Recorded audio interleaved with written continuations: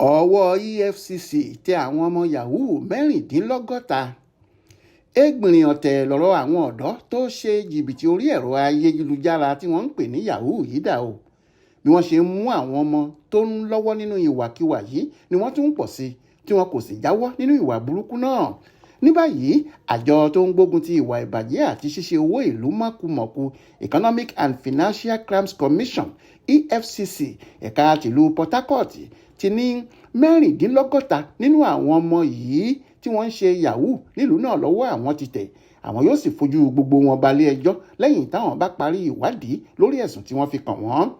Nínú àtẹ̀jáde kan tí àjọ náà fi síta lọ́jọ́ Ẹtì Friday ọjọ́ 9 oṣù kẹfà yìí lórí bí ọwọ́ ṣe tẹ àwọn ọ̀daràn ọ̀hún ni wọ́n ti sọ pé àwọn òwúyẹ́ kan ni wọ́n wá ta àwọn lólobó táwọn sì tara ṣàṣà lọ́ọ́ fi òfin kó gbogbo wọn pátá ní ẹ́stéètì kan tí wọ́n ń pè ní Riftaf Golf Estate tó wà láàrin ìlú ọ̀hún.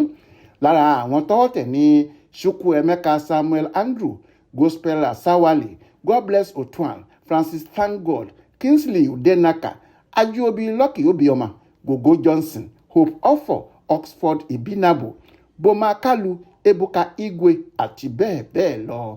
Àwọn ẹrù òfin gbogbo tí wọ́n bá lọ́wọ́ ní onírúurú fóònù ìgbàlódé tí kò lóǹkà rárá, aago ọwọ́, ọ̀pọ̀lọpọ̀ káàdì ATM, owó dọ́là tilẹ̀ òkèèrè àti tàwọn orílẹ̀-èdè míì, ẹ̀rọ kọ̀ǹpútà gbélétan oríṣiríṣi, mọ́tò Lexus GS 460, mọ́tò Mercedes-Benz, mọ́tò Toyota Corolla, Range Rover àti ọ̀pọ̀lọpọ̀ mọ́tò bẹ́ẹ̀ bẹ́ẹ̀ lọ.